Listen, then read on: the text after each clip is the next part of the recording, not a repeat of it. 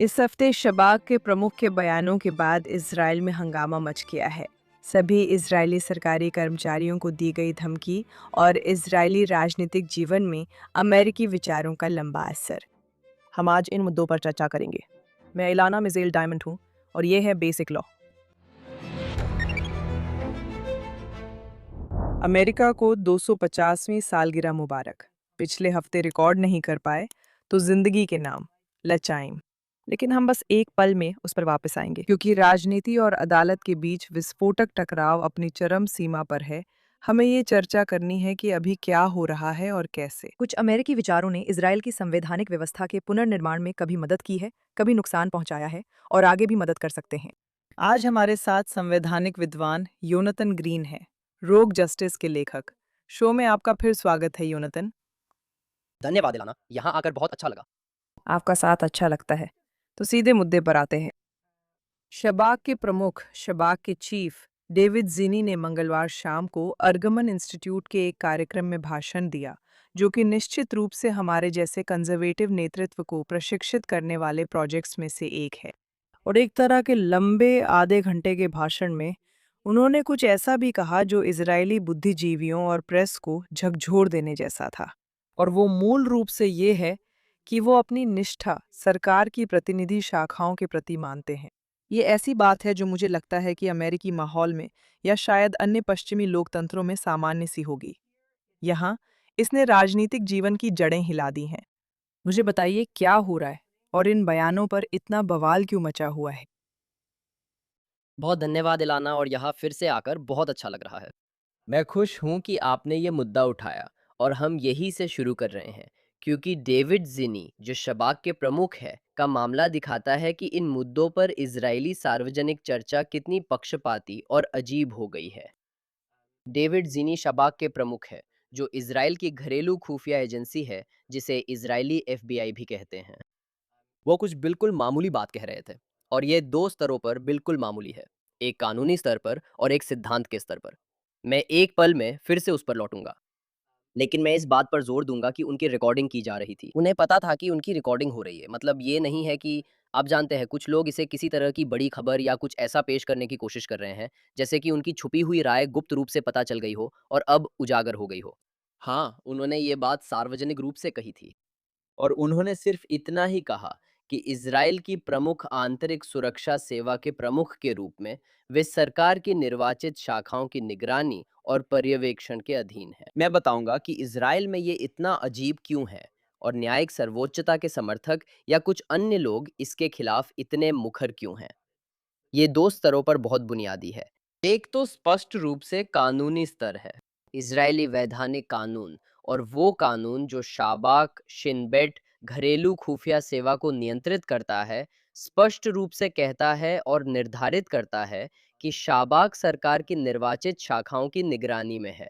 यह सीधा वहीं लिखा है, जैसा कि हम हिब्रू में कहते हैं, यह साफ साफ लिखा है, यह पूरी तरह स्पष्ट है। दूसरी बात, सिद्धांत रूप में सभी पश्चिमी विचारधाराओं की मूल समझ क्या है, शायद अमेरिका की 250वीं वर्षगांठ पर हम फिर इस पर आएंगे। सभी पश्चिमी लोकतांत्रिक विचारधाराओं की एक बुनियादी समझ यह है, कानून प्रवर्तन संस्थाएं विशेष रूप से, मतलब सिर्फ कार्यकारी सरकार ही नहीं, बल्कि कानून प्रवर्तन संस्थाएं, खासकर पुलिस संगठन, खुफिया संगठन, इन्हें नागरिक सरकार, चुनी हुई नागरिक सरकार की कड़ी निगरानी और नियंत्रण में रहना चाहिए। एक स्वतंत्र, उदार, लोकतांत्रिक समाज कैसे जीवित रह सकता है अगर उसकी कानून प्रवर्तन एजेंसियां, जिनमें उसकी खुफिया एजेंसियां भी शामिल है, नागरिक नियंत्रण के अधीन नहीं है। तो असल में हो क्या रहा है? क्योंकि आपने देखा है कि शाबक के पूर्व प्रमुखों ने और निश्चित रूप से उन राजनीतिक दलों के प्रमुखों ने जो चुनाव में भाग लेने वाले हैं, सामने आकर कहा है, वो कैसे कह सकते हैं कि वो राजनेताओं के प्रति वफादार हैं, लेकिन राज्य के प्रति नहीं? ठीक है, जिससे इजरायल की लोकतांत्रिक व्यवस्था की रक्षा का जिम्मा मिला है, वो ऐसा कैसे कह सकता है? मैं समझ नहीं पा रही हूँ कि वे कैसी वैचारिक छलांग लगा रहे हैं। हाल के वर्षों में इजरायली सुप्रीम कोर्ट और उसके प्रतिनिधि, जैसे सरकार के कानूनी सलाहकार आदि, न्यायिक सर्वोच्चता के समर्थक और वामपंथी खेमे में, उन्होंने यह अजीब विचार विकसित किया है। सार्वजनिक सेवक, सिविल सेवक और उच्च सरकारी कर्मचारी, जिनके पास सबसे अधिक शक्ति है, उनकी निष्ठा बंधी होती है या उनकी उनकी प्राथमिकताएं या उनकी जिम्मेदारियां स्वयं राज्य के प्रति होती है, यानी व्यापक अर्थ में राज्य के प्रति, या कभी-कभी वे कहेंगे जनहित के प्रति। और समस्या ये है कि ये बात कागज पर अच्छी लग सकती है और ये आपको, आप जानते हैं, कुछ हद तक आकर्षक भी लग सकती है। जैसे बिल्कुल बिल्कुल सभी लोक सेवकों का राज्य के प्रति कर्तव्य होता है और राज्य के हितों की रक्षा करना और उन्हें आगे बढ़ाना उनका दायित्व है। लेकिन आखिरकार वह पूरी तरह से एक अमूर्त विचार बन जाता है। जब वे ऐसा कहते हैं तो उनका असल मतलब सुप्रीम कोर्ट और उसके प्रतिनिधियों के प्रति निष्ठा और वफादारी होता है, और मूल रूप से राजनीतिक वामपंथ द्वारा नियंत्रित कानूनी प्रतिष्ठान इन लोगों के लिए फैसले लेता है। यह एक अनोखा शब्दावली का मोड़ है जो उन्होंने स्वतंत्रता की बात करते हुए किया है ना? कानून प्रवर्तन संगठनों की स्वतंत्रता, वैधानिक या सरकारी एजेंसियों की स्वतंत्रता आदि। आमतौर पर इसका अर्थ है कि विशिष्ट निर्णयों में सीधे हस्तक्षेप से स्वतंत्रता, है ना? हम ये उम्मीद नहीं करते कि प्रधानमंत्री या चुनी हुई सरकार शबाक को ये बताए कि किसकी जांच करनी है या कैसे जांच करनी है, या आप जानते हैं, उनके काम के छोटे-छोटे विवरणों में दखल दे। लेकिन हम निश्चित रूप से ये उम्मीद करते हैं कि चुनी हुई सरकार को इन एजेंसियों पर पूरी निगरानी और पर्यवेक्षण का अधिकार हो, और इसमें प्राथमिकताएं तय करना भी शामिल है। इसमें संसाधनों के आवंटन के लिए व्यापक दिशा निर्देश देना भी शामिल है। इसमें यह भी है कि यदि इन संगठनों में किसी की कार्यशैली असंतोषजनक हो तो सरकार अहम लोगों को नियुक्त या बर्खास्त कर सके। और यही वो है जो इजराइल में वामपंथियों ने किया है और न्यायिक सर्वोच्चता के समर्थकों ने किया है। उन्होंने साधारण स्वतंत्रता के विचार को गड्ढमड्ढ कर दिया, यानी इन एजेंसियों को कुछ हद तक स्वतंत्रता मिलनी चाहिए, राजनेताओं को इनमें अपनी मर्जी से हस्तक्षेप नहीं करना चाहिए। और उन्होंने इस विचार को स्वतंत्रता, या जिसे वे कभी-कभी स्वायत्तता कहते हैं, कि एक बहुत ही डरावने विचार के साथ मिला दिया है, जिसका मतलब है कि इन लोगों के अनुसार इन संगठनों को पूरी तरह से स्वतंत्र होना चाहिए। इन संगठनों को किसी भी राजनीतिक निर्वाचित संगठनों और संस्थाओं की निगरानी, नियंत्रण या देखरेख से पूरी तरह मुक्त होना चाहिए, और ये पश्चिमी राजनीतिक उदारवादी सोच के लिए पूरी तरह अस्वीकार्य है। सीधे शब्दों में कहे तो किसी भी पश्चिमी लोकतांत्रिक व्यक्ति की रीढ़ में सिहरन दौड़ जानी चाहिए। अगर कोई घरेलू खुफिया सेवा या कानून प्रवर्तन एजेंसी कहती है कि वे राजनीतिक और निर्वाचित संस्थाओं से स्वायत्तता और स्वतंत्रता चाहती हैं, तो यहाँ जो अद्भुत बात है उसे संक्षेप में कहें तो डेविड जीनी, शाबाक के प्रमुख, ने ऐसी बातें कही हैं जो इजरायली वैधानिक कानून के लिहाज से और लोकतांत्रिक सरकार के मूल सिद्धांतों के लिहाज से बेहद सामान्य और तुच्छ हैं। फिर भी इजराइल के वामपंथी कानूनी प्रतिष्ठान के कई लोगों की तीखी प्रतिक्रिया ये दिखाता है कि ये संगठन और लोग लोकतंत्र के सिद्धांतों से कितने दूर है और इजरायली कानून के प्रति इनकी प्रतिबद्धता कितनी कमजोर है। तो मैं इसमें एक और बात जोड़ने जा रही हूँ। इससे पहले कि हम इसे फिर से मूल सिद्धांतों, विचारों और आगे बढ़ने के रास्ते से जोड़ने की कोशिश करें, जिसमें इस हफ्ते एक बहुत ही दिलचस्प फैसला भी आया था, जो कि दूसरे प्रसारण प्राधिकरण से संबंधित मामले की एक लंबी कड़ी में से एक है, जो थोड़ा जटिल है। मैं अभी इसमें गहराई में नहीं जाना चाहती। आप इसकी मुख्य बातें बता सकते हैं, लेकिन मामला काफी तकनीकी है, इसलिए मुझे ये देखकर हैरानी हुई। यहाँ तक कि मान लीजिए द टाइम्स ऑफ इजराइल पर, जो एक और बड़ा न्यूज़ वेबसाइट है, वहाँ भी एक बड़ा हेडलाइन था, ठीक ईरान और तुर्की के नीचे। ये उस फैसले से जुड़ा था जिसमें पेशेवर प्रतिरक्षा या सुरक्षा छीनने की संभावना थी। एक तरह की पेशेवर प्रतिरक्षा या दीवानी मुकदमों से सुरक्षा, जो उन सिविल सेवकों को दी जाती है जो अदालत के फैसलों का पालन नहीं करते, है ना? इजराइल में इस पर खुला विवाद है कि किसको क्या करना है। ये कोई छुपी बात नहीं है। लोग अक्सर डीप स्टेट शब्द इस्तेमाल करते हैं, जिससे मुझे एलर्जी है। माना कि डीप स्टेट बनाम चुनी सरकार जैसी स्थिति हो। इजराइल में ये एक बहुत खुली चर्चा है सार्वजनिक क्षेत्र में, जहां लोग ये सवाल उठा रहे हैं, सोच रहे हैं कि आखिरकार नौकरशाही किसके प्रति वफादार है। और ऐसा लगता है जैसे इस हफ्ते अदालत ने आकर कह दिया हो कि हाँ, ये हमारे प्रति है। हम कानून के शासन का प्रतिनिधित्व करते हैं, और यही अपनी सुर्खियां बना रहा है। जैसा कि मैंने कहा, इसे अंग्रेजी में बिना ज्यादा आलोचना के रिपोर्ट किया गया। हिब्रू में इस सवाल के दोनों पक्षों पर लोग हैं। क्या आप हमें इसके बारे में और बता सकती हैं? बिल्कुल, और मुझे लगता है इलाना, ये दोनों मुद्दे सीधे तौर पर जुड़े हुए हैं। क्योंकि हमने जो चीज़ें देखी हैं या उनमें से एक तरह की जो बात है। इज़राइल में न्यायिक सर्वोच्चता के मूलभूत तत्वों और सुप्रीम कोर्ट के बढ़ते प्रभाव का एक कारण है चुने हुए प्रतिनिधियों का डरना और डराया जाना, खासकर दक्षिणपंथी या वे जो कोर्ट को चुनौती देने के लिए तैयार हैं। या फिर पूरी सिविल सेवा और पूरी कार्यपालिका में सरकारी अधिकारियों का डरना और डराया जाना।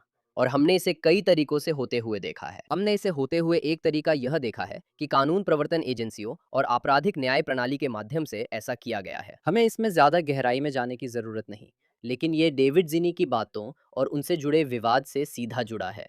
ये दो दिशाओं से आता है। एक ये है कि हमारे पास पहले भी शबाक प्रमुख रहे हैं, जिनमें बदनाम डोइनन बा भी शामिल है, जो आप जानते हैं 7 अक्टूबर से पहले और उसके दौरान शबाक प्रमुख थे। लेकिन हमारे पास ऐसे शबाक प्रमुख हैं जो अलग अलग सरकारी मंत्रियों को निशाना बना रहे थे, उनकी जांच कर रहे थे और उनमें घुसपैठ कर रहे थे, है ना? जिनमें मंत्री बेन गुएर और अन्य लोग भी शामिल हैं। शबाक को चुने हुए और वरिष्ठ सरकारी अधिकारियों के खिलाफ हथियार की तरह इस्तेमाल करने की ऐसी कोशिश थी। और साथ ही ये उसी सिक्के का दूसरा पहलू है, सिर्फ डेविड जिनी की वजह से।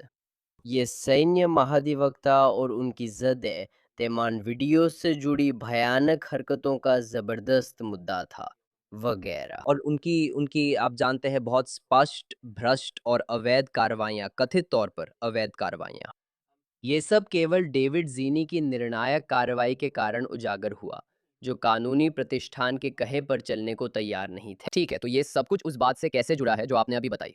देखिए, हाल ही में इजरायली सुप्रीम कोर्ट ने इशारा किया, या यूं कहे कि बहुत ही स्पष्ट रूप से संकेत दिया कि अगर सरकारी अधिकारी शुरू नहीं करते, अम, कोर्ट के आदेशों का पालन नहीं करते, चाहे वे आदेश साफ तौर पर गैर कानूनी हो, है ना? तो अगर कोर्ट कोई स्पष्ट रूप से गैर कानूनी आदेश दे जो लिखित कानून का उल्लंघन करता हो, कोर्ट कहती है कि अगर आप सरकारी अधिकारी हैं और पालन नहीं करते, यहाँ तक कि अगर आपके पास वैसे आपके वरिष्ठ अधिकारी का आदेश है, एक वैध आदेश है ना, आपके पास कानून के तहत अपने वरिष्ठ अधिकारी का वैध आदेश था, अगर आप इसका पालन नहीं करते तो दीवानी दायित्व के दायरे में आ जाएंगे और अलग अलग पक्ष हर्जाने का दावा कर सकते हैं। ये कई स्तरों पर अजीब है।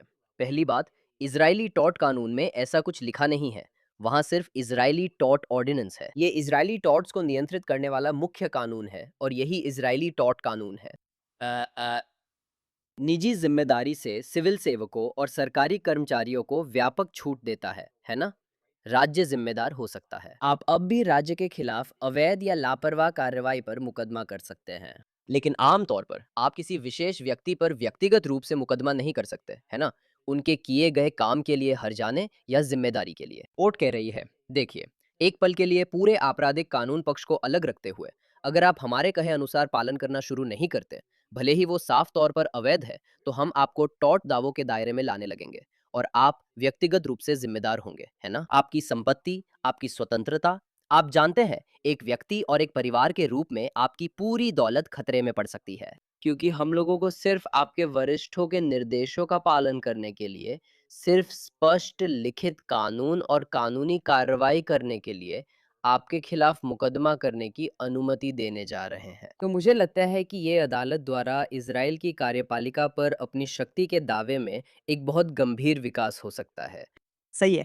और बस मैं समझती हूँ, जोर देने के लिए आप उन कार्रवाइयों की बात कर रहे हैं जो कानून के तहत स्पष्ट रूप से वैध हैं, न कि उन कार्रवाइयों की जो, मान लीजिए, स्पष्ट रूप से अवैध हैं। और जिन्हें आप फिर भी स्वीकार करेंगे, या आप ऐसी कार्रवाइयां करेंगे जहां सिद्धांततः किसी न किसी दंडात्मक कार्रवाई के दायरे में आना चाहिए। मुझे तो यहाँ तक कहना चाहिए कि इजराइल में और ज्यादातर न्याय क्षेत्रों में, यहाँ तक कि जब कोई कार्रवाई स्पष्ट रूप से अवैध होती है, तब भी कई बार लोगों को दीवानी दायित्व या छूट मिल जाती है, लेकिन यहाँ ऐसा बिल्कुल नहीं है। हम उन मुद्दों की बात कर रहे हैं जो पूरी तरह वैध और कानून के दायरे में है, और फिर भी अदालत कह रही है कि आपको हमारे अवैध गैर कानूनी आदेशों और फरमानों को कानून की स्पष्ट, साफ और स्पष्ट भाषा से ऊपर रखना होगा। अगर आप ऐसा नहीं करेंगे तो हम आपको दीवानी दायित्व के जोखिम में डाल देंगे। मैं इसे थोड़ा अलग तरीके से भी कहूंगी।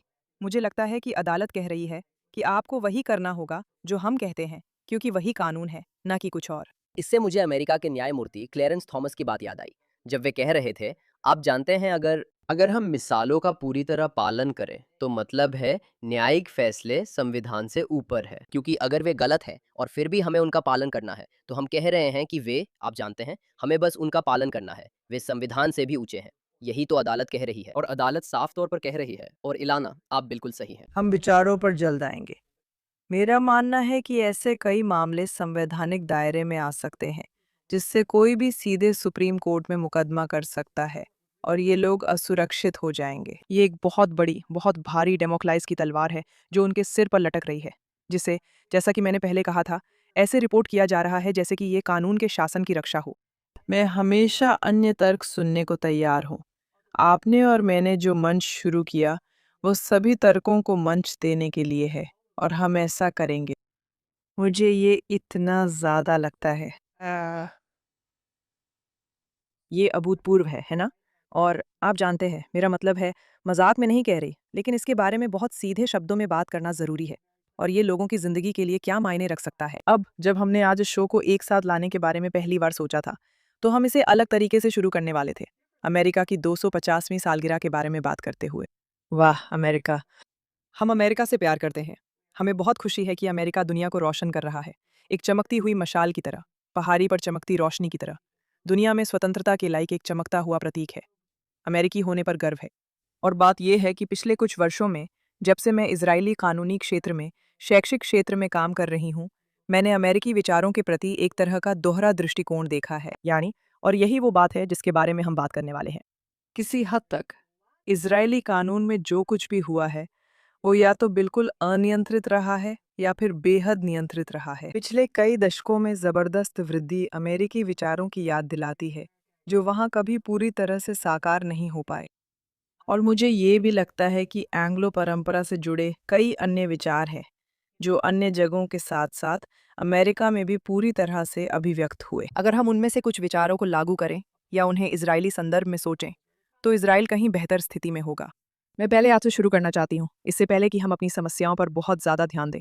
आपने इजराइल की स्थापना के समय अमेरिकी विचारों की भूमिका के बारे में कुछ दिलचस्प कहा था।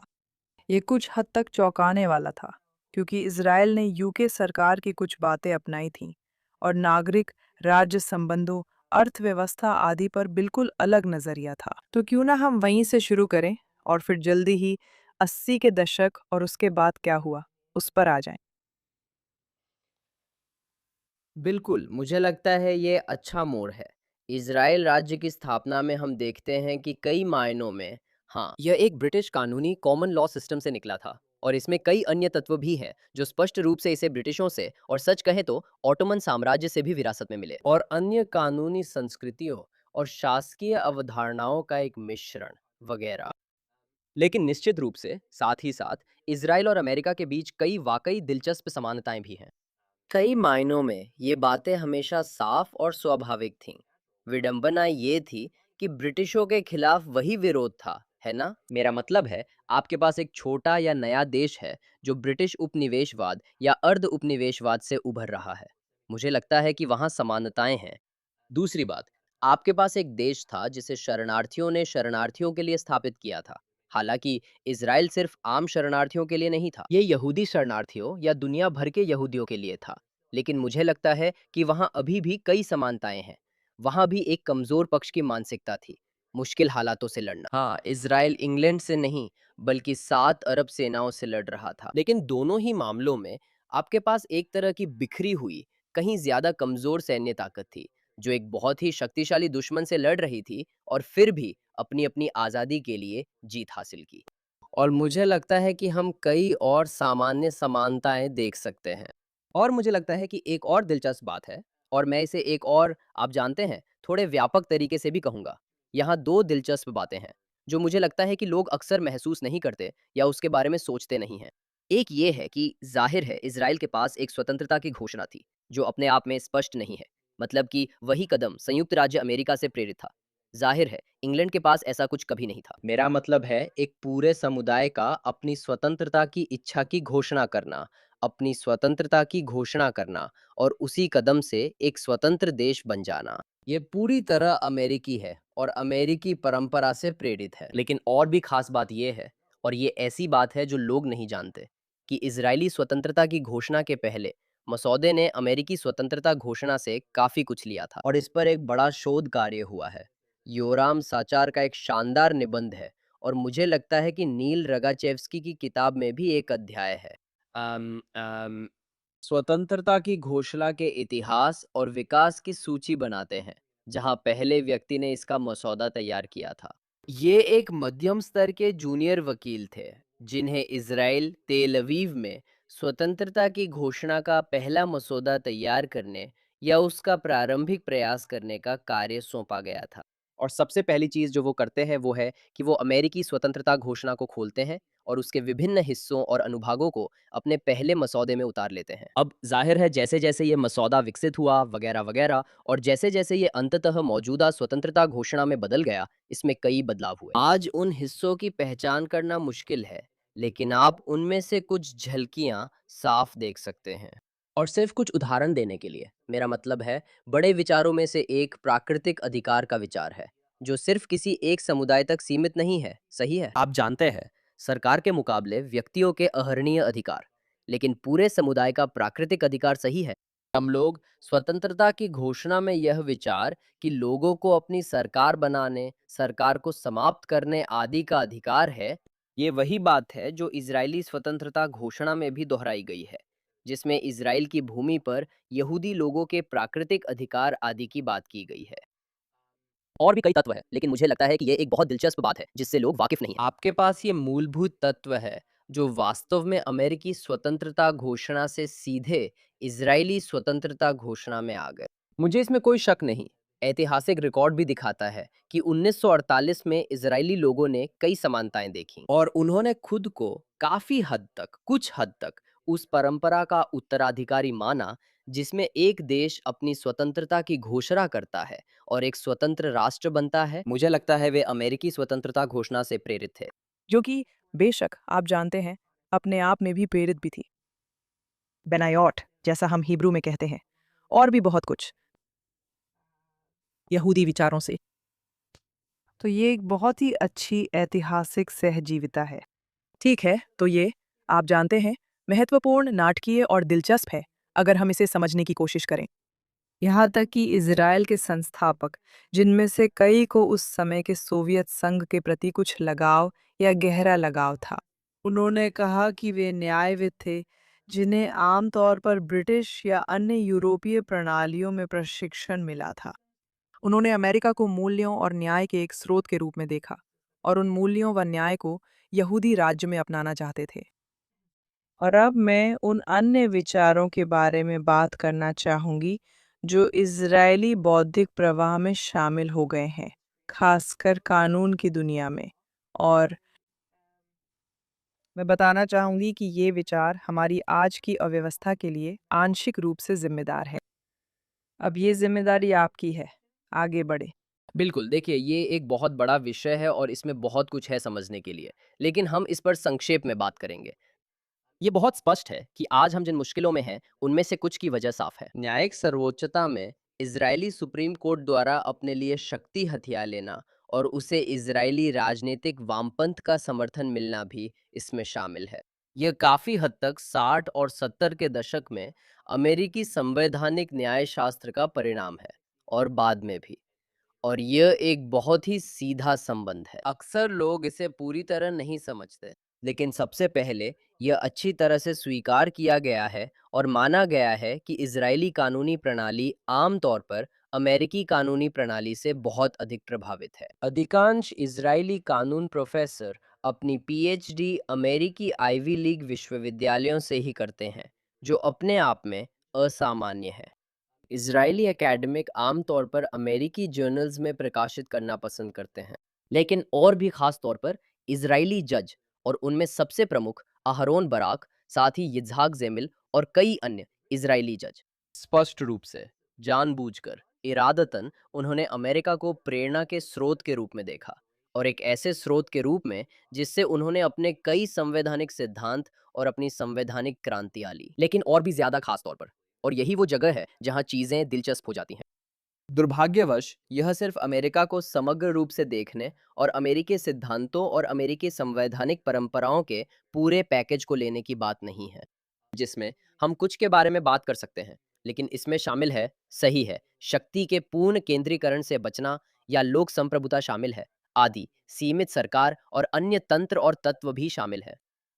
इजरायली सुप्रीम कोर्ट और अहरोन बराक ने 60-70 के दशक के अमेरिकी न्यायशास्त्र के खास तत्वों को अपनाया। तो हम वॉरेन कोर्ट और बाद में बर्गर कोर्ट और बाद में अमेरिकी संवैधानिक न्यायशास्त्र के कुछ अन्य तत्वों को देख रहे हैं।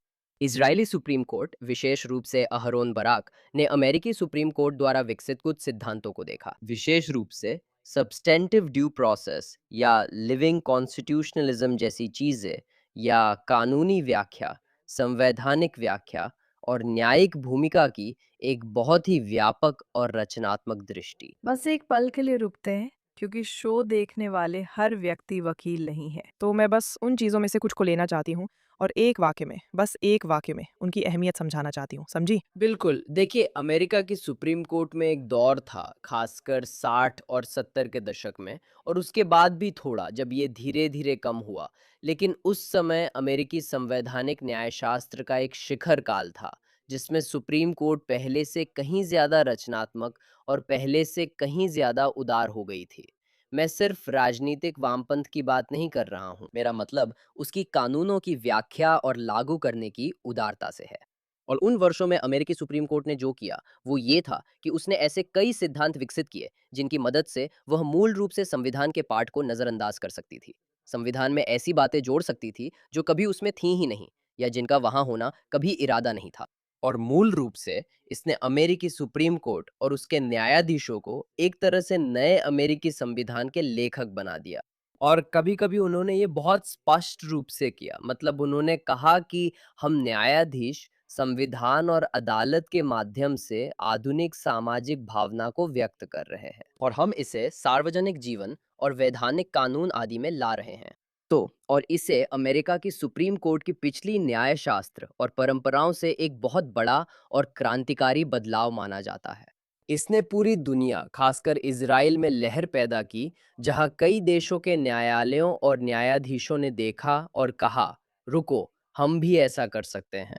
अगर अमेरिकी जज ऐसा कर सकते हैं, तो अमेरिका जैसे देश में, जहां इन विचारों को गंभीरता से लिया जाता है, हम भी कर सकते हैं।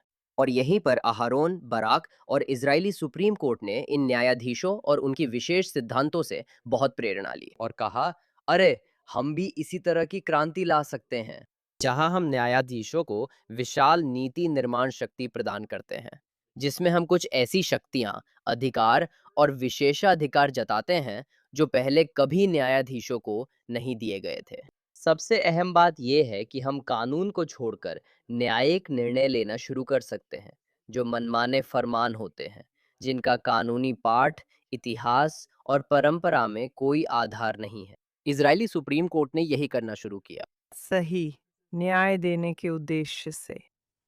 सही। कथित प्रबुद्ध लक्ष्यों के लिए, सही, चाहे वो न्याय हो या मानवाधिकार या व्यापक रूप में लोकतंत्र या कोई भी, आप जानते हैं, कोई भी अमूर्त और अस्पष्ट सिद्धांत जिसे आप हवाला देना चाहते हैं। और जैसा कि आपने बिल्कुल सही कहा, तो मतलब जजों ने हमेशा ऐसा किया इस बहाने के तहत, और शायद इस सच्ची आस्था के साथ कि वे, आप जानते हैं, लोकतंत्र और एक स्वतंत्र समाज में किसी असली महत्वपूर्ण सिद्धांत को आगे बढ़ा रहे हैं। मगर असली नतीजा हमेशा यही रहा है। अमेरिका और आज भी इजराइल में भी यही सच है। ये बस नीतियों का थोपना है, नियमों और परिणामों को समाज पर थोपना है, वो भी एक गैर निर्वाचित नौकरशाहों के समूह द्वारा। अगर सिर्फ हम बात कर रहे होते, तो मैं कहती, ये दिखाता है कि रोनाल्ड वॉकिन को कानूनी पढ़ाई में कितना महत्व दिया जाता है। लेकिन बात सिर्फ आप और मेरी नहीं है।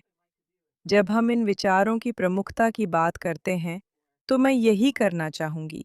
वो है एक असली मामला लेना, जहां इन विचारों का असर पड़ा हो, जिसमें शायद इन्होंने नतीजे को बदल दिया हो, जैसा कि कुछ दशक पहले इजरायली अदालत ने किया होता। अगर आप हारिदी यहूदियों का मुद्दा चुनती हैं, तो शायद हम नतीजे पर बहस ही करेंगे। लेकिन आप कोई भी विषय चुन सकती हैं, ये खुला है। नहीं, बिल्कुल। मुझे लगता है कि यह मुद्दा वास्तव में न्यायशास्त्र में, सुप्रीम कोर्ट के न्यायशास्त्र में पूरी तरह समा गया है। इस मायने में कि आप इस कट्टरपंथी अमेरिकी दृष्टिकोण की गूंज देख सकते हैं, जो हमें मिला है और जो इज़राइल में आयात किया गया है।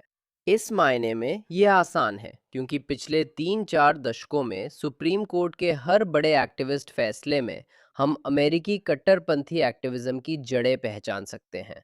मैं कुछ उदाहरण दूंगा। मैं बस एक बात कहना चाहूँगा जो मेरे लिए नोट करना ज़रूरी है, वो ये है कि इस अमेरिकी कट्टरपंथी एक्टिविस्ट दृष्टिकोण को आयात करने के संदर्भ में, जो अब वास्तव में अमेरिकी न्यायशास्त्र में हावी नहीं है। ये कभी लौट सकता है, लेकिन सुप्रीम कोर्ट में नहीं। विडंबना ये है कि आज इज़राइल के लोग कह रहे हैं कि हमें दूसरे देशों से चीज़ें नहीं लानी चाहिए। हमें अन्य देशों की चीज़ें बिना पूरी तरह समझे या अपनाए नहीं लेनी चाहिए। लेकिन इज़राइली सुप्रीम कोर्ट ने यही किया। और यही इसका दूसरा पहलू है, यही यहाँ महत्वपूर्ण है। इज़राइली सुप्रीम कोर्ट ने क्या किया, है ना? उसने इन कट्टरपंथी तत्वों में से कुछ को अपनाया और मुझे यकीन है कि हम इसके बारे में थोड़ी देर में और बात करेंगे, लेकिन उसने इन्हें अपनाया। बिना उन सामान्य संतुलनकारी, नरम करने वाले तंत्रों या सिद्धांतों के, जो संयुक्त राज्य अमेरिका में होते हैं, तो आपके पास ये बेलगाम न्यायिक शक्ति है, ये कच्चा, जैसा कि जोशुआ क्लीनफेल्ड ने मुझसे कहा, ये कच्चा, धड़कता हुआ न्यायिक अधिकार। जिसे इजरायली सुप्रीम कोर्ट ने अमेरिकी सुप्रीम कोर्ट से लिया, लेकिन उसने ऐसा बिना उन अंकुश लगाने वाले कारकों के किया जो अमेरिकी सिस्टम में मौजूद है और जो उस शक्ति को भी सीमित और नियंत्रित करते हैं। और ये उन वजहों में से एक है कि इजराइल में ये बेकाबू हो गया है या नियंत्रण से बाहर हो गया है, और हम शायद इस पर वापस आएंगे, लेकिन चलिए कुछ उदाहरणों की बात करते हैं, क्योंकि आपने इसके लिए कहा था। हाँ, एक उदाहरण हरेदी भर्ती का मुद्दा है, और हम हरेदी ड्राफ्ट व इससे जुड़ी असहमति पर विस्तार से बात कर सकते हैं। अम, अ, मैं व्यक्तिगत रूप से इस पक्ष में हूँ कि इजरायलियों, माफ कीजिए, हरेदी लोगों को इजरायली सेना में सेवा करनी चाहिए और उन्हें इजरायली समाज में पूरी तरह से भागीदारी करनी चाहिए। और सवाल ये है कि हम उस मुकाम तक कैसे पहुंचे। लेकिन जो स्पष्ट है, या यहाँ जो संबंध हम सुप्रीम कोर्ट्स के बीच देखते हैं, वह क्या है? इतनी खुली, विवादित, सार्वजनिक बहस में शामिल होने की इच्छा, और बी, किसी भी तरह के बहुत कम कानूनी आधार के साथ। और मुझे लगता है कि अमेरिका से सबसे प्रासंगिक उदाहरणों में से एक है रो बनाम वेड और गर्भपात अधिकार। अमेरिका में गर्भपात का संवैधानिक अधिकार। 1992 के प्लान्ड पेरेंटहुड बनाम केसी मामले में जस्टिस कालिया ने जो कहा, और ये रो बनाम वेड और गर्भपात के अधिकार से जुड़ा एक और मामला था। उस मामले में सुप्रीम कोर्ट ने मोटे तौर पर रो बनाम वेड यानी अमेरिका में गर्भपात के अधिकार की फिर से पुष्टि की थी, या यूं कहे, अमेरिका में गर्भपात के अधिकार की पुष्टि की थी। जस्टिस कालिया ने असहमति जताते हुए कहा, आप लोग इसे और विवादास्पद बना रहे हैं और आप इसे एक और भी ज्यादा जड़ जमा चुका और भी ज्यादा जटिल मुद्दा बना रहे हैं। इसके बजाय कि जनता खुद समझौते पर पहुंचे, इसके बजाय कि जनता खुद इस पर चर्चा करके अपना फैसला ले सके, राजनीतिक प्रक्रिया और सार्वजनिक बहस के जरिए होने देने के बजाय आप इस समाधान, इस नतीजे को समाज पर थोप रहे हैं, बिना उसे प्रक्रिया से गुजरने दिए, जो कि इसके लिए जरूरी है। और इस तरह आप इसे और भी बदतर बना रहे हैं। इज़राइल में भी कुछ ऐसा ही हुआ, जब अल्ट्रा ऑर्थोडॉक्स को सैन्य सेवा से छूट मिली, क्योंकि अदालत इस मुद्दे में 1988 से बिना किसी कानूनी आधार के गैर कानूनी तरीके से हस्तक्षेप कर रही है। 1988 के प्रसिद्ध रेसलर फैसले के बाद से, जब अदालत ने तय किया कि यह न्यायालय में विचारणीय है, और यह सिलसिला लगातार चलता रहा। मुझे कहना चाहिए, बेशक मैं अपनी किताब में इस विषय पर विस्तार से बात करता हूँ। मैंने अभी तक अपनी किताब का जिक्र पर्याप्त नहीं किया है, लेकिन रोग जस्टिस, इजराइल में न्यायिक सर्वोच्चता का उदय, इसे अमेज़न पर प्राप्त करें। मैंने अपनी किताब में इस विषय पर विस्तार से लिखा है। आपके पास ऐसी स्थिति है जहां अदालत अल्ट्रा ऑर्थोडॉक्स की अनिवार्य सैन्य भर्ती के मुद्दे में लगातार हस्तक्षेप कर रही है, जो इजरायली सार्वजनिक जीवन के सबसे विवादित मुद्दों में है। मैं एक और बात कहूंगा, यह सिर्फ सार्वजनिक विवाद नहीं है, अदालत ने इसे बढ़ाया है। यह इसकी कानूनहीनता है ना? रो बनाम वेद और अमेरिका में गर्भपात के अधिकार में स्पष्ट रूप से कोई संवैधानिक कानूनी तर्क नहीं है। यह कहने का कभी कोई आधार नहीं रहा कि गर्भपात का संवैधानिक अधिकार है। आप इस पर अपनी राय रख सकते हैं कि यह अच्छा है या बुरा। आप इस पर सार्वजनिक, नैतिक और उदार स्तर पर राय रख सकते हैं, और सभी की राय अलग हो सकती है। यह ठीक है। लेकिन ये तर्क कि अमेरिकी संविधान गर्भपात का अधिकार देता है, हमेशा से कमजोर रहा है। इसमें अभी जाने की जरूरत नहीं है। ठीक इसी तरह इज़राइल में ये विचार कि सरकार पर अल्ट्रा ऑर्थोडॉक्स पुरुषों की भर्ती करने की कानूनी बाध्यता थी, यानी उस छूट को न देना हमेशा से ही हास्यास्पद रहा है। और संक्षेप में कहूँ तो मैं इसमें ज्यादा नहीं जाऊंगा, लेकिन अदालत मूल रूप से कहती है कि इजराइल का तथाकथित संविधान, जो असल में संविधान नहीं है, इस पर हम अभी चर्चा नहीं करेंगे, लेकिन इजराइल के तथाकथित संविधान में समानता का अधिकार निहित है। और इसलिए समानता का अधिकार सरकार को बाध्य करता है कि वह अल्ट्रा ऑर्थोडॉक्स पुरुषों को छूट न दे। समस्या ये है कि जिन कानूनों को अदालत इजरायली संविधान बताने का दिखावा करती है, उनमें समानता का अधिकार कहीं नहीं लिखा है। ये संयोग नहीं है। समानता का अधिकार 1992 के इस मूल कानून मानव स्वतंत्रता और गरिमा में समानता के अधिकार को जानबूझकर बाहर रखा गया था। यह पहले के मसौदों में शामिल था और उस कानून से एक महत्वपूर्ण समझौते के रूप में हटा दिया गया, जिससे उस कानून को लागू किया जा सका। और हम फिर से इस पर बात कर सकते हैं। इसके बारे में और भी बहुत कुछ कहा जा सकता है। यह सिर्फ संक्षेप है, लेकिन सोचिए अदालत किस तरह समानता के एक अनुल्लिखित अधिकार को मान्यता देती है, जिसे जानबूझकर कानून से हटा दिया गया था। कानूनी तर्क कितना हास्यास्पद है। इस अप्रकट समानता के अधिकार के आधार पर, जिसे जानबूझकर कानून से हटाया गया था, अब हम सरकार की उस इच्छा को अमान्य कर देंगे जिसमें वह अति रूढ़िवादी पुरुषों को सैन्य सेवा से छूट देना चाहती है। यह एक उदाहरण है, और मैं और भी उदाहरण दे सकता हूँ। मैंने आपको बताया था कि अगर आपने इसे चुना तो शायद हम थोड़ी बहस करेंगे। और आप जानती हैं, आपने अदालत ने जिस तरह से इस मुद्दे को लिया है, उसके बारे में जो कुछ भी कहा है, मैं उससे बिल्कुल असहमत नहीं हूँ। चाहे वह आधार हो या आधार की कमी, या फिर जो तर्क या तर्क की कमी अदालत ने अपनाई है, हमारी सोच एक जैसी है। मैं इसे उदाहरण के रूप में नहीं लेना चाहता क्योंकि ऐसे कई मामले हैं जहां अदालत वही करती है जो लोकप्रिय और सही लगता है। मुझे लगता है फिर से यही बात है। मैं भी मानती हूँ कि हरेदीन को भर्ती नहीं किया जाना चाहिए।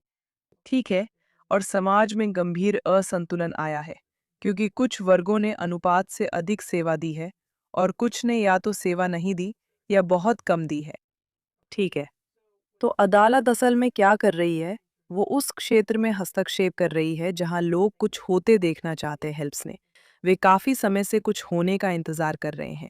मैं कहूंगी शायद दशकों से, लेकिन निश्चित रूप से पिछले कई वर्षों से। मुझे लगता है आप गलत नहीं हैं। एक पल के लिए जहां राजनीति इस समस्या को हल करने में असमर्थ लगती है, खासकर क्योंकि आप जानती हैं, कोई भी दक्षिणपंथी गठबंधन एकता सरकार के विपरीत हरेदीम के साथ सरकार बनानी पड़ेगी। इसलिए जब हम इस मुद्दे का उपयोग न्यायिक शक्ति की बढ़ोतरी पर चर्चा के लिए करते हैं, जो कानून, संविधान या जनादेश से बंधी नहीं है, आखिरकार जो होता है वही आपके पास रह जाता है। वही आपके पास रह जाता है। असल में शायद इस खास कार्रवाई के लिए जनता की काफी ज्यादा मंजूरी दर है। एक तरफ ये समझे बिना कि ये लोकतंत्र को कैसे कमजोर करता है, और दूसरी तरफ अक्सर जो होता है वो ये है कि आप जानते हैं, जो मूल रूप से दक्षिण पंथ है, वो आकर कहता है कि हमने इस समस्या को लोकतांत्रिक प्रक्रिया के जरिए इसलिए हल नहीं किया क्योंकि अदालत बार बार हस्तक्षेप करती रहती है। अगर अदालत हस्तक्षेप नहीं कर रही होती तो जाहिर है हम इसे सही तरीके से हल कर सकते थे। और यहाँ तक कि सरकार के शुरुआती प्रयासों में भी, आप जानते हैं, नेसेट द्वारा कानून पास करना, जिनका उद्देश्य भत्ती को बढ़ाना था, उन्होंने कभी भी इसे किसी ठोस तरीके से नहीं किया। मैं दूसरे उदाहरणों पर आगे बढ़ूंगा, लेकिन मुझे लगता है कि आप गलत नहीं हैं। और मुझे लगता है कि मैं जो कहूंगा वो सिर्फ बहुत सीमित है, क्योंकि ये जाहिर तौर पर एक बहुत बड़ी बातचीत है। लेकिन हाँ, मुझे लगता है कि आप इस मायने में सही है कि ये ऐसा ही है। इस तरह के न्यायिक हस्तक्षेप के खिलाफ एक आलोचना यह है कि यह राजनेताओं को एक बहाना देता है और उन्हें उनकी अपनी लापरवाही, महत्वपूर्ण समस्याओं को हल करने में उनकी अपनी अक्षमता और समाधान पेश करने की जिम्मेदारी से मुक्त कर देता है। ये बस राजनेताओं को यह कहने की क्षमता देता है कि ये सब अदालत की गलती है, या फिर आप जानते हैं, अगर अदालत हस्तक्षेप नहीं कर रही होती तो हम बहुत कुछ कर सकते थे, हो सकता था। तो मुझे लगता है कि इस तरह के न्यायिक हस्तक्षेप के खिलाफ यह कई तर्कों में से एक है कि मैं यह नहीं कह रहा कि यह राजनेताओं को पूरी तरह से बरी कर देता है, लेकिन यह राजनेताओं को यह दिखावा करने या दावा करने का मौका देता है कि वे इन मुद्दों की जिम्मेदारी से मुक्त हैं। अगर हम सिर्फ उस संदर्भ में देखें जिसमें हम अमेरिका और इजराइल के बीच समानताओं को समझते हैं, और इजरायली सुप्रीम कोर्ट ने अमेरिका से काफ़ी कुछ अपनाया, तो यह भी उन्हीं चीज़ों में से है जो अमेरिका ने भी वैसे ही की। यानी हम इस मुद्दे पर वास्तविक जनभावना को अभिव्यक्त कर रहे हैं, और हम ऐसा इसलिए कर रहे हैं क्योंकि राजनीतिक प्रक्रिया और राजनीतिक संस्थाएं इस मुद्दे पर और भी कई मामलों में वास्तविक जनमत को सही तरीके से अभिव्यक्त करने में असमर्थ हैं। अब हम इस पर लंबी चर्चा कर सकते हैं कि क्या यह तर्कसंगत है या नहीं, लेकिन मुझे लगता है कि यह हमेशा से एक ऐसा तर्क रहा है जो अदालतों ने इस संदर्भ में दिया है, खासकर अमेरिकी अदालत ने, और जिसे इजरायली अदालत ने उनसे उधार लिया है और बहुत मजबूती से अपनाया है। और दूसरी बात, मुझे लगता है ये बहुत कानूनी दृष्टिकोण से और सार्वजनिक नीति के दृष्टिकोण से भी यह एक बहुत ही कमजोर तर्क है। लेकिन मैं पूरी तरह से सहमत हूं कि यह बहुत आकर्षक है और कई मायनों में यह प्रभावशाली भी है, और ये उन कारणों में से एक है जिनकी वजह से अदालत ये करके भी बच निकल सकती है, क्योंकि वे ऐसे मुद्दे चुनते हैं जिनका व्यापक जन समर्थन होता है। लेकिन मुझे आपको 2 उदाहरण देने दीजिए जो मुझे लगता है कि हमारे द्वारा कही जा रही बात को बेहतर तरीके से स्पष्ट करते हैं। एक है लारा एल कासिम का मामला। शायद हमारे दर्शक इससे परिचित हों या नहीं, लेकिन मैं इसे संक्षेप में बताऊंगा। इज़राइल के पास एक वैधानिक कानून था, जिसे उस समय हाल ही में लागू किया गया था। और इस कानून में कहा गया था कि बीडीएस कार्यकर्ताओं को, यानी वे लोग जो इज़राइल के खिलाफ बहिष्कार, निवेश वापसी और प्रतिबंध आंदोलन को आगे बढ़ा रहे थे, उन्हें इज़राइल में प्रवेश वीज़ा नहीं मिलेगा, चाहे वे पर्यटक हों या कुछ और। उन्हें बस इज़राइल में प्रवेश वीज़ा नहीं मिलता था।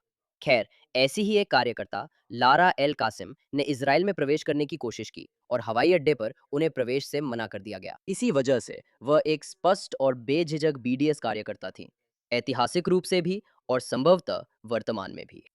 मैंने इस विषय पर अपनी किताब रोग justice the rise of judicial supremacy में भी लिखा है, जो अमेज़न पर उपलब्ध है।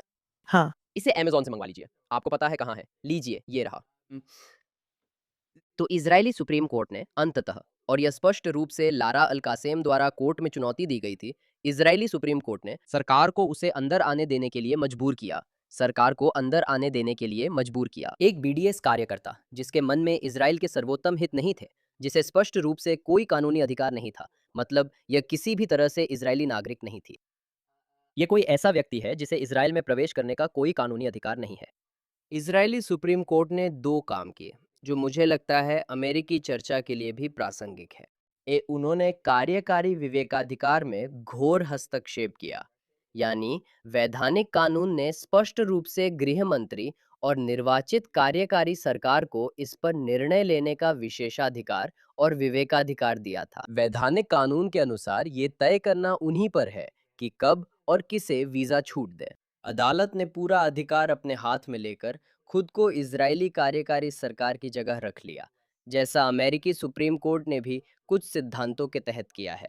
और दूसरी बात, वैधानिक व्याख्या के स्तर पर सुप्रीम कोर्ट ने संबंधित कानून की व्याख्या ऐसे तरीके से की जो उसके मूल पाठ, उसके उद्देश्य, उसके मकसद से बिल्कुल भी मेल नहीं खाती थी। सुप्रीम कोर्ट ने उस कानून में ऐसे अर्थ और उद्देश्य जोड़ दिए जो उसमें थे ही नहीं और जिनके लिए वो बना भी नहीं था। ये विचार सीधे अमेरिकी न्यायशास्त्र और अकादमिक हलकों के कुछ कट्टरपंथी विचारों से लिया गया है और इन संबंधों को साफ देखा जा सकता है। ये उदाहरण है जहां इजरायली जनता चाहती है कि बीडीएस कार्यकर्ताओं को इजरायल में प्रवेश न मिले, है ना? मुझे लगता है इजरायली सरकार वही कर रही थी जैसा आमतौर पर इजरायली जनता ऐसे मामलों में देखती है, और यही वो तरीका था जिसमें सुप्रीम कोर्ट पूरी तरह से बिना किसी कानूनी आधार के कानून की अनदेखी करते हुए फैसले सुना रहा था, जो केवल इसलिए नीतियां बना रहे थे क्योंकि कोर्ट को वह नीति पसंद थी, जबकि सरकार को स्पष्ट जन समर्थन था। लौरा अल कासिम इसका उदाहरण है, और मैं बंधकों और दुश्मन लड़ाकों के बारे में एक और उदाहरण दे सकता हूँ। लेकिन इलाना, मुझे बताओ, क्या तुम चाहती हो कि मैं एक पल के लिए रुक जाऊं? मुझे लगता है कि हमें थोड़ा रुकना चाहिए और हमें जल्दी ही अपने आखिरी सवाल पर भी आना होगा। तो अगर हम इसे लगभग 1 मिनट में कर सकते हैं, हालांकि मुझे शक है कि हम कर पाएंगे, लेकिन अगर कर सकते हैं तो मैं इसे ज़रूर सुनना चाहूंगी। और हम बस एक बहुत बहुत छोटा सा उदाहरण लेंगे, क्योंकि ऐसे बहुत सारे उदाहरण हैं। इसीलिए आपको मेरी किताब पढ़नी चाहिए। मैं नहीं पढ़ती। ऐसे बहुत सारे उदाहरण हैं, लेकिन एक वैधानिक कानून है जहां केनेसेट ने सरकार को अनुमति देने वाला कानून पारित किया। उपकरण या एक विशेष उपकरण हमारे दुश्मनों या आतंकवादी संगठनों द्वारा लिए गए बंधकों से निपटने के लिए। और ये उपकरण था कि इजरायली सरकार अवैध दुश्मन लड़ाकों को हिरासत में रख सकती थी, है ना? हम हिजबुल्ला, हमास व अन्य के लोगों को पकड़कर हिरासत में रख सकते थे और सौदेबाजी में इस्तेमाल कर सकते थे। हम उन्हें बंधकों को वापस लाने की अपनी कोशिशों के हिस्से के तौर पर इस्तेमाल कर सकते थे। ये सब 2000 के दशक के मध्य की बात है ना? रॉनी अराड, फिर गिलाद, शलीद और अन्य लोग थे। केनेसेट ने यह किया था। मैं विवरण में नहीं जाऊंगा। केनेसेट ने यह कई सुप्रीम कोर्ट के फैसलों के कारण किया, जिन्होंने पहले ही सरकार की क्षमता सीमित कर दी थी, बिना कानूनी आधार के। फिर केनेसेट ने कानून बनाया जिससे सरकार दुश्मन लड़ाकों को पकड़कर हिरासत में रख सकती है और बंधकों को वापस लाने के लिए सौदेबाजी में इस्तेमाल कर सकती है। इजरायली सुप्रीम कोर्ट ने रचनात्मक कानूनी व्याख्या का इस्तेमाल करके मूल रूप से उस कानून को बेमानी कर दिया और मूल रूप से केनेसेट की स्पष्ट इच्छा को पूरी तरह से नजरअंदाज कर दिया कि सरकार को यह करने के लिए उपकरण दिए जाएं। और यह हमारे लिए सीधे तौर पर प्रासंगिक है और बेशक आज के लिए। कौन जानता है कि आज क्या अलग होता अगर इजराइल बंधकों से निपटने के लिए और बेहतर तरीके से तैयार होता, या अगर बंधक स्थितियां सही है, बंधक बनाना आतंकवादी संगठनों के लिए कम फायदेमंद और कम आकर्षक होता। 7 अक्टूबर से पहले सरकार इस उपकरण का उपयोग कर सकती थी जो उसे केनेसेट ने दिया था। कोर्ट ने बिना किसी कानूनी आधार के उसे खारिज कर दिया। नहीं, खारिज नहीं किया, माफ कीजिए। कोर्ट ने असल में उसके अर्थ को ही खत्म कर दिया, बिना किसी कानूनी आधार के। कानून को बेअसर बना दिया और सरकार को उस उपकरण से वंचित कर दिया। और मुझे लगता है कि ये एक और उदाहरण है जो साफ तौर पर दिखाता है कि कैसे पहले के वर्षों के अमेरिकी न्यायिक सक्रियतावाद की स्पष्ट कड़ी यहाँ दिखाई देती है। और आप देख सकते हैं कि यह किस तरह से स्पष्ट, सहज सार्वजनिक भावना के बिल्कुल खिलाफ जाता है।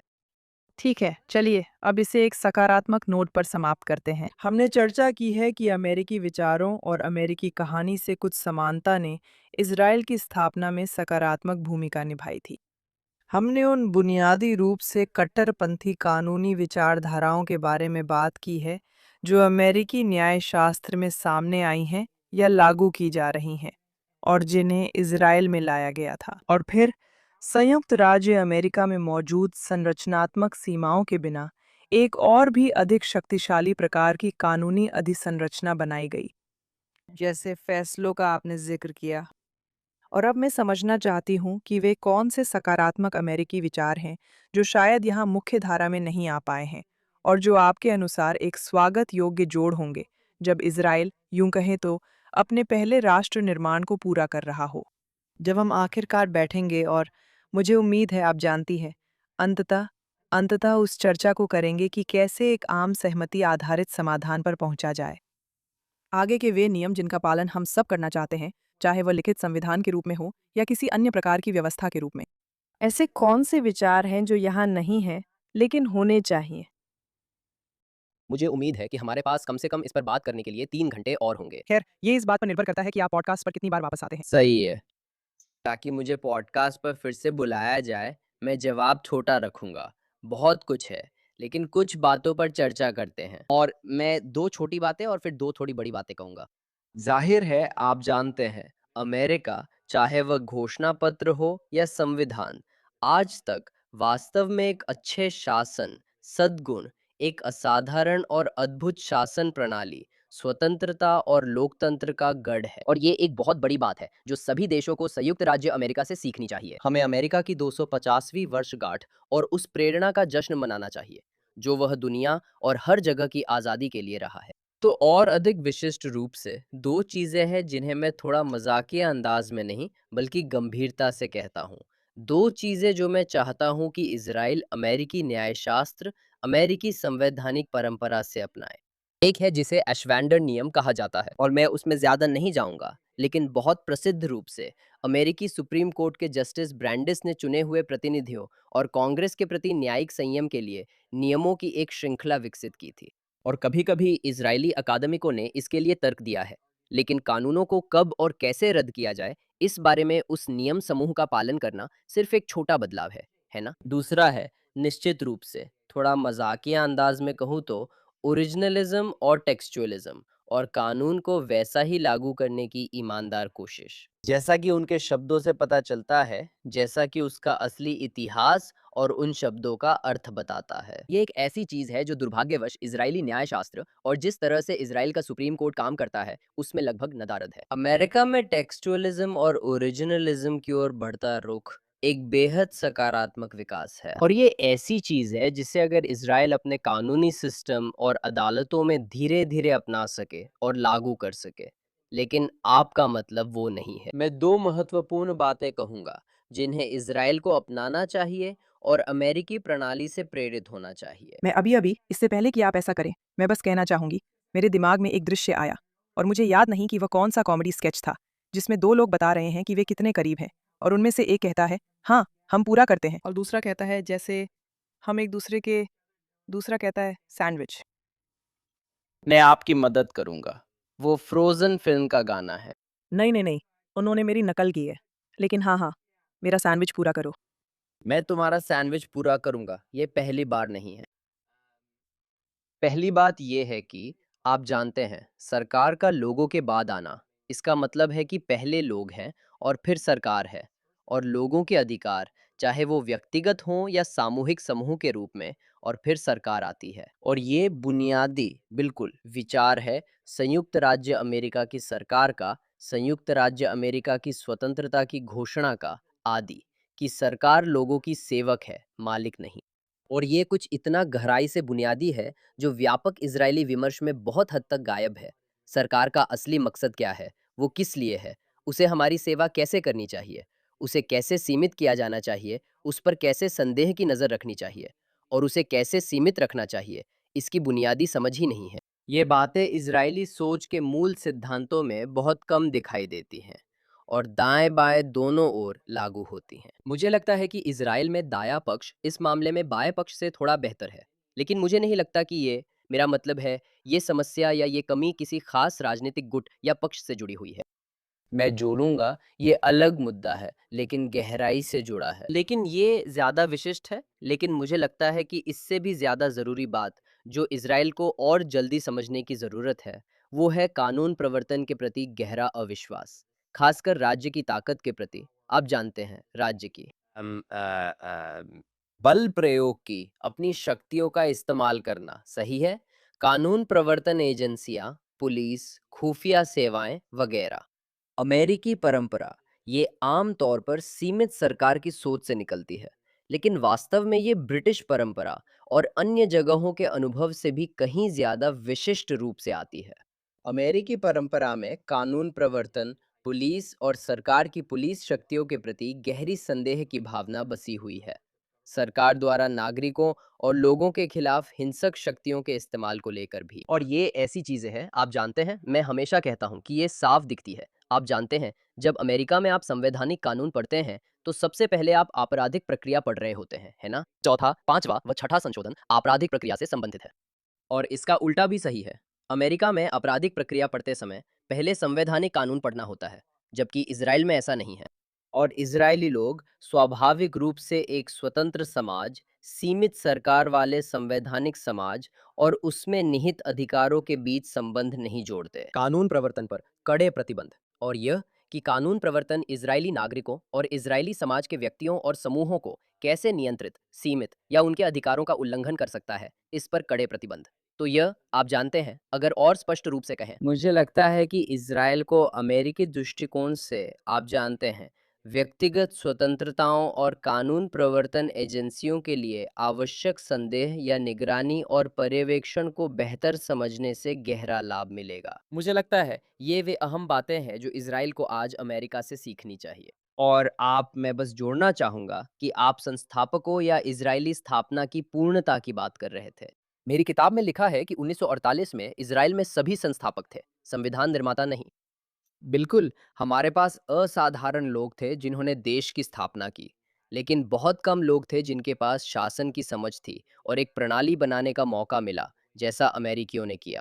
और इसलिए मैं आपसे सहमत हूँ कि अब संविधान निर्माताओं का समय है। अब संविधान निर्माताओं पे आने का समय है। और हाँ, थोड़ा देर से सही, लेकिन अब संविधान निर्माताओं के आने और एक अधिक परिपूर्ण संघ बनाने का समय है ना? और एक बेहतर शासन प्रणाली जो इजराइल की सेवा करे। और उन्हें निश्चित रूप से अमेरिका की ओर देखना चाहिए, उसके गठन के समय में भी और उसके संवैधानिक क्षण में भी। और निश्चित रूप से आज तक यह उसकी 250वीं वर्षगांठ है। मैं पूरी उम्मीद करती हूँ कि वो मंच, जो हमारे द्वारा शुरू किए गए कार्य को आगे बढ़ाता है, उन लोगों को गढ़ने में मदद करेगा, जो उस मिशन को अपनाते हैं।